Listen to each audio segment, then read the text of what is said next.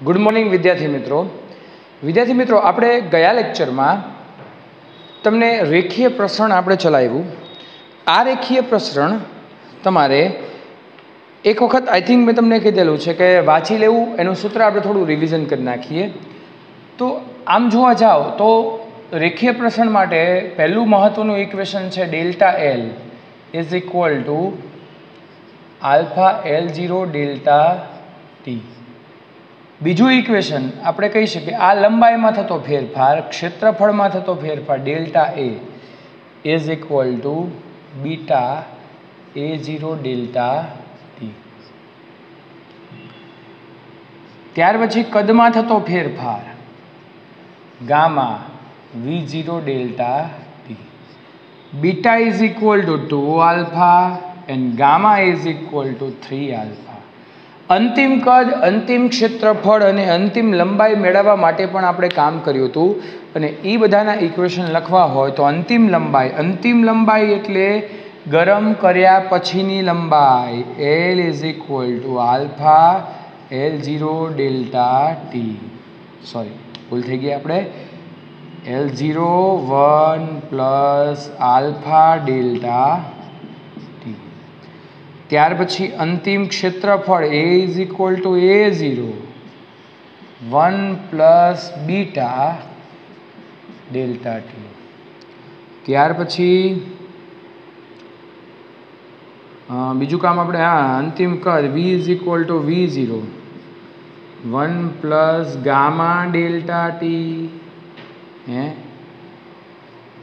તો આ અંતિમ કદ, અંતિમ ક્ષેત્રફળ, અંતિમ લંબાઈનું સૂત્ર છે મિત્રો। પછી આપણે ઘણી બધી ચર્ચા એવી પણ કરી હતી સાદા લોલક માટે બાયોમેટાલિક ધાતુ એટલે બાયોમેટાલિક આપણને સ્ટ્રીપ આપેલી હોય કે જેને બંને એકબીજા સાથે જોડી દો, જેનું આલ્ફા વધારે હોય એનું પ્રસરણ વધારે થશે મિત્રો। ઓકે, ત્યાર પછી આપણે એવું કહી શકીએ કે ત્યાર પછી આપણને સાદા લોલકની વાત કરી, પછી ફોટોગ્રાફી વિવર્ધનની વાત કરી, આ બધી જ આપણે વાત કરી નાખી છે। એને એક વખત મિત્રો તમારે વાંચવાનું છે, રિવિઝન કરવો પડે લેક્ચર તો એક વખત જોઈ લેજો, કારણ કે આપણે હવે જે કામ કરશું એ દાખલા માટેનું કામ કરવાનું છે, એ ઉદાહરણ માટેનું કામ કરવાનું છે મિત્રો। તો ઉદાહરણ જોઈએ આપણે। જો પહેલું ઉદાહરણ છે એ કંઈક આ રીતે છે કે આકૃતિમાં દર્શાવ્યા પ્રમાણે બે બિંદુઓ, આકૃતિમાં દર્શાવ્યા પ્રમાણે લંબચોરસ પ્લેટમાં વર્તુળાકાર છિદ્ર છે। જો આપણે તાપમાનમાં વધારો કરીએ તો કયા પરિમાણમાં વધારો થાય? તો બધામાં વધારો થશે, ABCD। આપણે વાત થઈ હતી ફોટોગ્રાફિક વિવર્ધનમાં કે એક પ્લેટમાં આપણે છિદ્ર પાડી દઈએ અને પછી પ્લેટને ગરમ કરીએ તો આ છિદ્ર પણ મોટું થઈ જાય છે। કેમ કે એનું પરિમાણ વધે છે, અને પરિમાણ વધે એટલે બધા પરિમાણમાં જો સમાન વધારો હોય તો એને ફોટોગ્રાફિક વિવર્ધન કહેવાય। તો ઉદાહરણ નંબર 6 છે કે જેમાં બધા જ પરિમાણમાં વધારો થાય છે। આકૃતિમાં દર્શાવ્યા પ્રમાણે એક નાની રિંગમાં નાનો ખાંચો છે। તાપમાન વધારતા ખાંચામાં શું થાય? એવા બધાને આમાં ભૂલ થાય, પણ થોડું લોજિકલી અને આ રીતે વિચારવું પડે। આ આપણને ખાંચો આપેલો છે,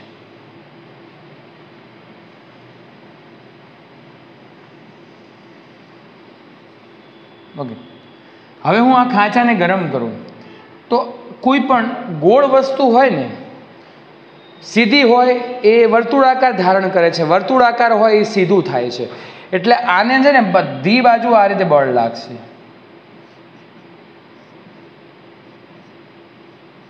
ગરમ કરો કોઈ પણ તમે વર્તુળાકાર વસ્તુને ગરમ કરશો તો એ ધીમે ધીમે આમ કે પોતે શું થઈ જાય છે? રેખીય થઈ જાય છે। તો રેખીય થાય તો આ ખાંચાની સાઈઝમાં વધારો થાય ને, આ બંને આમ દૂર જશે। તો આપણો જે જવાબ છે એમાં એવું કીધું છે કે ઉપરના ઉદાહરણ મુજબ ખાંચાના પરિમાણમાં વધારો થાય છે। 8મું ઉદાહરણ જોઈએ।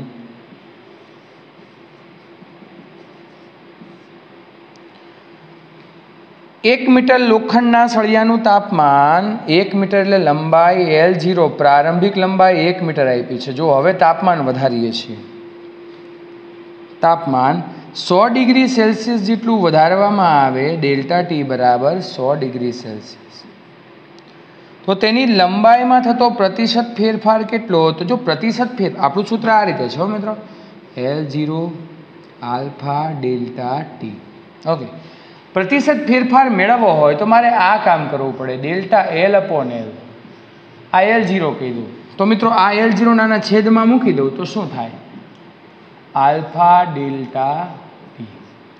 તો ડેલ્ટા L અપોન L0 એટલે પ્રતિશત ફેરફાર મૂકી દો આની અંદર કિંમત. આલ્ફા કેટલું આપ્યું છે? તો આલ્ફા આપ્યું છે 2 ગુણ્યા 10⁻5 ઘાત. ડેલ્ટા ટી કેટલું આપ્યું છે? 100. 2 ગુણ્યા 10⁻3. અને જો હા બીજી વાત મારે તમને એ કરવાની છે કે પર્સન્ટેજમાં આપણે ફેરવવું હોય તો એને ગુણ્યા 100 કરવું પડે. જો પર્સન્ટેજમાં કિંમત આપી હોય તોની વાત છે, યસ કરવું પડે. તો 2 ગુણ્યા 10⁻3 એને ગુણ્યા 100 એટલે 10⁻1 એટલે આ થશે 0.2%. પૂરું થઈ ગયું. આ પ્રતિશત ફેરફારમાં આપણે ફેરવી નાખ્યું. ઓકે, હા. ઉદાહરણ 9.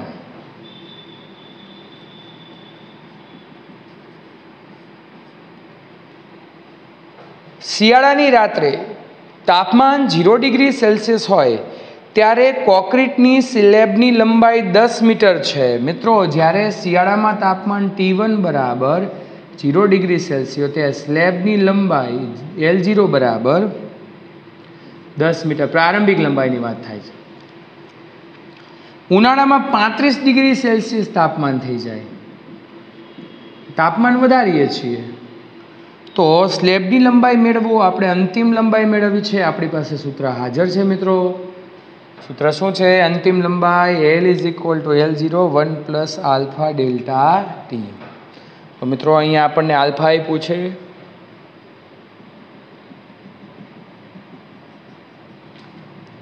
આલ્ફા L અંતિમ લંબાઈ L = L0 1 + alpha delta T. તો L0 બરાબર યસ 10 1 + આલ્ફા કેટલું આપ્યું છે આપણને? 1 ગુણ્યા 10⁻5 ઘાત. ડેલ્ટા ટી એટલે T2 - T1 એટલે સીધું મૂકી દઉં 35 - 0 તો 10 1 + 35 ગુણ્યા 10⁻5 એટલે 0.0035 અને 1 + 0.00035 એટલે 1.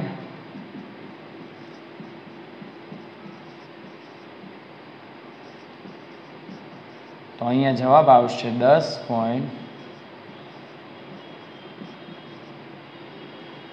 ઓકે, તો આપણો જવાબ આવી ગયો 10.003.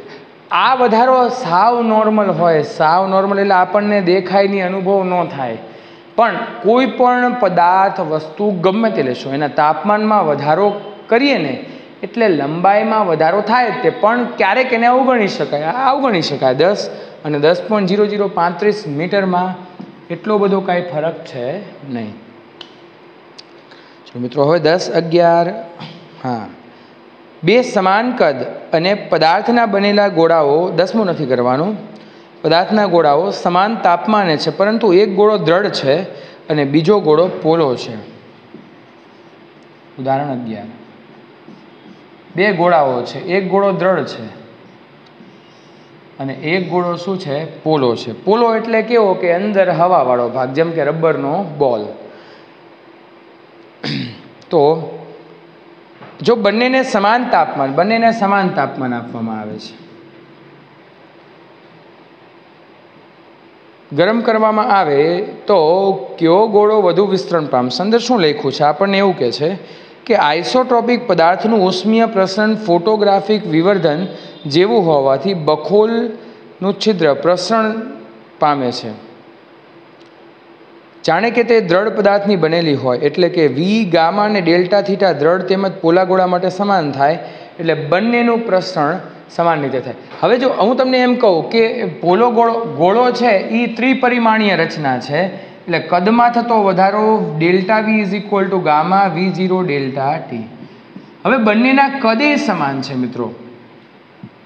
આ ગોળો પોલો ભલે હોય પણ છે તો ગોળો જ તે, એટલે એ પોતે જ્યારે તાપમાન વધારીએ ત્યારે જો ગામા એ સમાન છે, વી ઝીરો એ સમાન છે પ્રારંભિક, અને તાપમાનનો તફાવત એ સમાન છે. તો એ સમાન હોય તો બંનેમાં જે કદમાં થતો ફેરફાર એ સમાન હોય કે નહીં, તો બંને પ્રસરણ સમાન રીતે પામે. ઉદાહરણ નંબર 12 લખી નાખજો, ત્યાં સુધી હું બોર્ડ રબ કરી નાખું.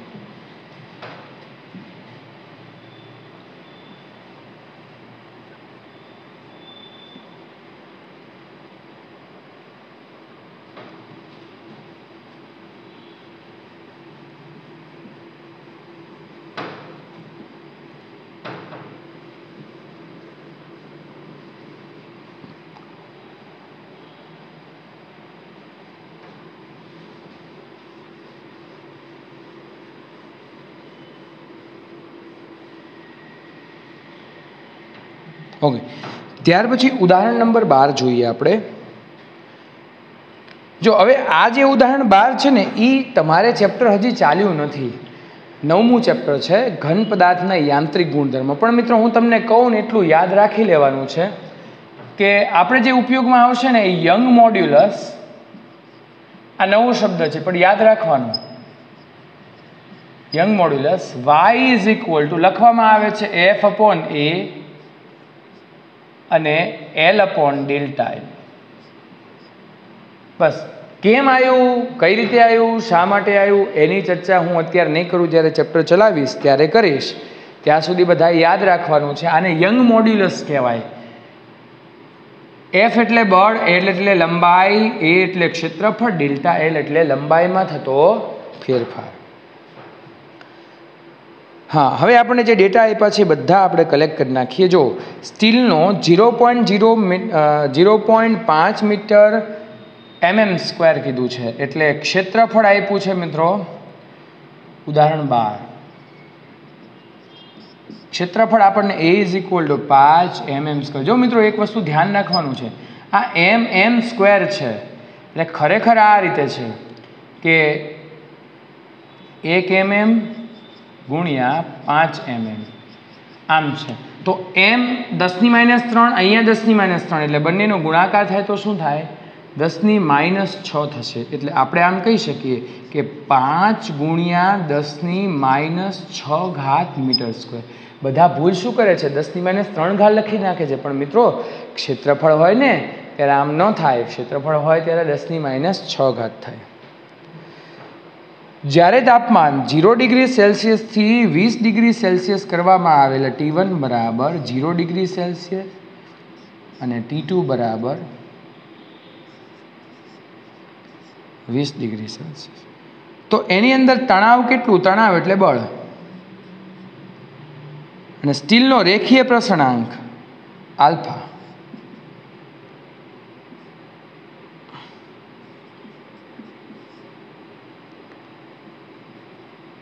Celsius inverse. અને યંગ મોડ્યુલસ કેટલું? y ઇઝ ઇક્વલ ટુ 2 ગુણ્યા 10⁻11 ન્યૂટન પર મીટર². તો હવે આપણે એક કામ કરી, f મેળવવું છે. આલ્ફા આપી દીધો છે આપણને, ડેલ્ટા એલ ને એલ નથી આપ્યું. તો મિત્રો આપણને ખબર છે કે delta L upon L is equal to alpha delta T. ભલે ને હું સંજ્ઞા ડેલ્ટા કેપિટલ એલ વાપરું કે ડેલ્ટા સ્મોલ એલ વાપરું, કાંઈ ફેર પડે નહીં. તો આ એલ અપોન ડેલ્ટા એલ મારે લખવું હોય મિત્રો 1 અપોન આલ્ફા ડેલ્ટા ટી. બસ હવે આપણે એફને કરતા તરીકે બનાવીએ. આમ તો આની જરૂર નહીં પડે, આની જરૂર પડશે. એફ મેળવવું છે તો આ બધા પદને સામેની બાજુ લઈ જાઓ, તો એ ડેલ્ટા એલ, એલને છેદમાં લાવો અને સામે એટલે વાય પણ આવશે, અને એલ ખાલી છેદમાં આવશે અહીંથી, તો અહીંયા તો એ બરાબર ખબર છે, ડેટા મૂકી દો. ચલો 5 × 10⁻6 વાય બરાબર કેટલા છે? 2 × 10 યંગ મોડ્યુલસ કહેવાય એને 11. ડેલ્ટા L/L કેટલા છે મિત્રો? અહીં આપણે હિસાબ કર્યો. ડેલ્ટા L/L એટલે આલ્ફા ડેલ્ટા ટી. આને અહીંયા મૂકી શકીએ આપણે, જો અહીંયા તો આલ્ફા ડેલ્ટા ટી સીધા મૂકી દો. તો આલ્ફા બરાબર કેટલા છે? 1.2 × 10⁻5. અને ડેલ્ટા ટી એટલે તાપમાનનો તફાવત, એટલે 20 - 0 એટલે 20. આટલાની ગણતરી કરશો ને મિત્રો એટલે જવાબ ન્યૂટનમાં આવશે. ગણતરી તમારે જાતે રાખવાની છે. ઓકે, ચલો ત્યાર પછી હા, બિગિનર બોક્સ 1.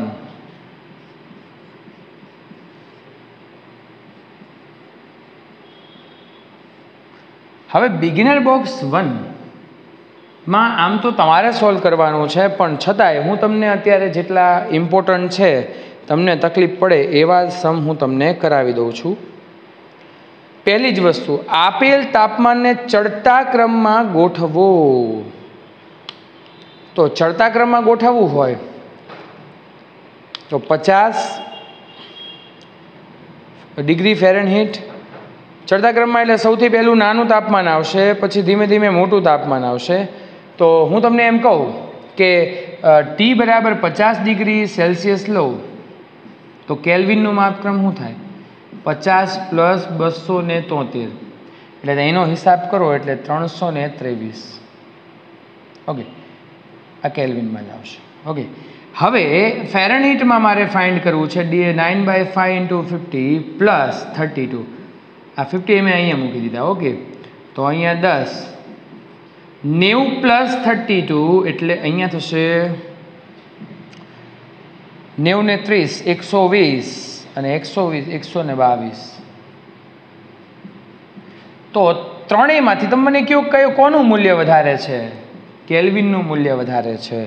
એટલે સૌથી વધારે વાળું ઓછું આપણે છેલ્લે લખવાનું આમ કરવાનું છે કે 50 degree Celsius less than 50 degree Fahrenheit less than 50 kelvin. આ રીતે થશે. ઓકે મિત્રો, ત્યાર પછી આપેલ તાપમાનના માપક્રમના પાણીના ઠારણ બિંદુ અને ઉત્કલન બિંદુ આપેલ છે. હવે મિત્રો આપણને અહીંયા છે ને આ રીતે કરેલ છે, જો આ રીતે માપક્રમ આપેલા છે, આ રીતે ઊભા લીટા વડે દર્શાવેલું છે. હવે ક્ષતિયુક્ત થર્મોમીટર છે એ 20 ડિગ્રી x આપે છે અને ઉત્કલન બિંદુ આપે છે 70 ડિગ્રી x આપે છે. ઓકે, પછી અહીંયા 30 ડિગ્રી w આપે છે અને અહીંયા 30 ડિગ્રી 120 આપે છે. આ બધા એકમ ક્ષતિયુક્ત થર્મોમીટરના જ છે. 9 ડિગ્રી y અને અહીંયા આવશે 0 ડિગ્રી y. તો આપેલ માપક્રમમાં 1 ડિગ્રીના મૂલ્યને ઉતરતા ક્રમમાં ગોઠવો. હવે 1 ડિગ્રીના ઉતરતા ક્રમમાં ગોઠવવાનું. હવે તમે એક વસ્તુ વિચારો, જો આ બંનેનો તફાવત લ્યો તો 50, અહીંયા -20 છે ને. ઓકે, આ બંનેનો તફાવત લ્યો તો 90, આ બંનેનો તફાવત લ્યો તો 90, આ બંનેનો તફાવત લ્યો તોય 90. તો આમ કહી શકીએ પહેલા માટે delta x = delta w = delta y. 1 ડિગ્રીના ઉતરતા ક્રમમાં કીધું છે, પણ બધા સમાન છે. ઉતરતા ક્રમમાં નથી આપણે, પણ બધા કેવા છે? સમાન. બધાના તાપમાનનો તફાવત પણ સમાન છે. એટલે 1 ડિગ્રીનો ફેરફાર અહીંયા કરશો, અહીંયા કરશો, અહીંયા કરશો, તોય તફાવત તો સમાન જ આવવાના. એટલે આ જ રહેશે. આપેલ તાપમાનને ઉતરતા ક્રમમાં ગોઠવો. 50 ડિગ્રી x, 50 ડિગ્રી w અને 50 ડિગ્રી y. અચ્છા, હા, ચલો હવે આપણને એવું કીધું છે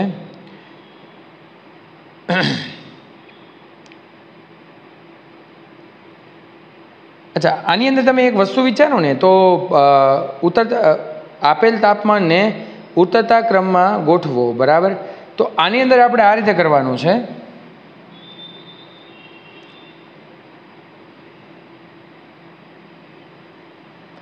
જો આપણે ઓલું ઇક્વેશન ખ્યાલ હોય તો x - LFP અને UFP - LFP આવું આપણે ભણી ગયા છે. ઓકે, તો આ ત્રણેય માટે યુઝ કરીએ આપણે. તો x અજ્ઞાત છે LFP -20, UFP 70, 70 -20 એટલે x + 20 અને 70 + 20 એટલે 90 થશે. ઓકે, એ જ રીતે આપણે અહીંયા કામ કરીએ તો W - LFP 30 એના છેદમાં 120 - 30 એટલે W - 30 ના છેદમાં 90. અને એ જ વસ્તુ હું અહીંયા કરું જો y માઇનસ એનું ન્યૂનતમ મૂલ્ય 0 છે, મહત્તમ કેટલું છે 90, તો 90 - 0 તો y/90. આ x માં +20 થાય છે, W માં 30 માઇનસ થાય છે, y માંથી કોઈ માઇનસ નથી થતું, છેદ બધાના સરખા છે. તો મને તમે કહેશો કે આ 3 માંથી કોણ મોટું છે? તો હું કહી શકું 3 માંથી x નું મૂલ્ય મોટું છે. જો કેમ કે x +20 છે, y નું મૂલ્ય મધ્યમ થશે અને W નું મૂલ્ય કેવું થશે? ઓછું. એટલે ઉતરતા ક્રમમાં પહેલા વધારે, મીડિયમ અને સૌથી ઓછું, એ આ રીતે કરી શકાય.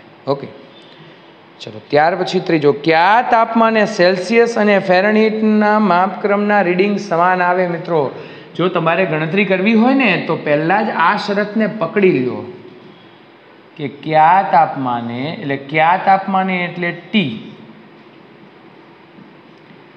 ફેરનહીટ અને સેલ્સિયસ માપક્રમ સરખા આવે, F = C. બસ એને બહુ જ સિમ્પલ કામ છે. F = 9/5 C + 32. F બરાબર C છે તો હું અહીંયા C મૂકી દઉં તો 9/5 અને આ બાજુ મોકલી દો તો C - 9/5 C = 32. કોમન કાઢીએ તો અથવા તો 5 અહીંયા સામેની બાજુ 5C - 9C -4C = 32. અહીંયા 8. ઓકે, C = આન્સર છે એ આપણો આવશે. અચ્છા, માઇનસ છે, માઇનસને આ બાજુ જવા દો. તો મેં તમને કદાચ કીધું હોય કે -40 ડિગ્રી માટે ફેરનહીટ અને સેલ્સિયસના માપક્રમ સરખા આવશે. તમે ધારો કે ફેરનહીટમાં આ -40 મૂકી દો, આ આખો ગણતરી કરશો ને -40 જ આવશે. ગણતરી કરીને તમારે તો ટ્રાય કરજો. ઓકે,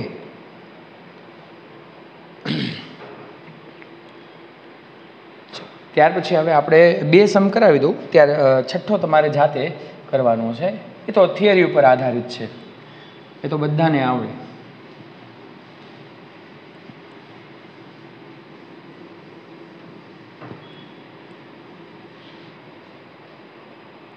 હા, 5. તાંબાની તકતીમાં, ચોથો જોઈએ આપણે. એક પાતળા તાંબાના L લંબાઈ ધરાવતા તારનું તાપમાન T1 થી T2 કરવામાં આવે છે. જ્યારે તેની લંબાઈમાં જો પ્રતિશત વધારો છે ને મિત્રો, એટલે આ રીતે લખવામાં આવે અને E 1% આપેલો છે. પર્સન્ટેજ કાઢો તો છેદમાં 100 મૂકવું પડે એટલે 0.01. ઓકે, આ સીધું મૂલ્યમાં કન્વર્ટ કર્યું. 12 × L પરિમાણ ધરાવતી તાંબાની પ્લેટનું તાપમાન T1 થી T2 વધારવામાં આવે તો ક્ષેત્રફળમાં પ્રતિશત વધારો કેટલો? જો ક્ષેત્રફળ એટલે A = L². સો આપણે આમ કામ કરતા હતા બીજા ચેપ્ટરમાં, ΔA/A ઘાત આગળ આવે 2ΔL/L. જો પ્રતિશતમાં કીધું હોય L0 કહી દઈએ તો સીધું જ તે 2 × 1 એટલે 2%, નહીંતર પછી 2 × 0.01 તો આ થશે. મૂલ્ય સ્વરૂપે, પર્સન્ટેજ સ્વરૂપે, 2 સ્વરૂપે જવાબ આપણે લખી નાખ્યો એટલે કાંઈ આપણને પ્રોબ્લેમ ન થાય. ત્યાર પછી બિગિનર બોક્સનો 5મો. હવે સહેલો છે, આમાં કંઈ એટલું બધું ખાસ છે નહીં. તાંબાની તકતીમાં છિદ્ર કરવામાં આવે છે 27 ડિગ્રી સેલ્સિયસ તાપમાને. છિદ્રનો વ્યાસ 4.24 સેન્ટીમીટર છે. અચ્છા, વ્યાસ કેપિટલ D આપ્યું છે 4.24 સેન્ટીમીટર અને ત્યારે એનું તાપમાન કેટલું છે? T1 બરાબર, આ છે ને પ્રારંભિક કહેવાય એટલે D0 કહી દઈએ. T1 બરાબર 27 ડિગ્રી સેલ્સિયસ. હવે તાપમાન છે એ T2 બરાબર 227 થાય ત્યારે એના વ્યાસ છિદ્રના વ્યાસમાં થતો ફેરફાર એટલે આપણે મેળવવું છે ડેલ્ટા ડી. તો કેમ મિત્રો આપણે આમ લખીએ કે નહીં, delta L is equal two L0 alpha delta T. Exactly delta D is equal two D0. પૂરું થઈ ગયું. આની અંદર હવે આપણે કિંમત જ મૂકવાની છે. D0 4.24, આલ્ફા કેટલું આપ્યું છે આપણને, હા 1.70 ગુણ્યા 10⁻⁵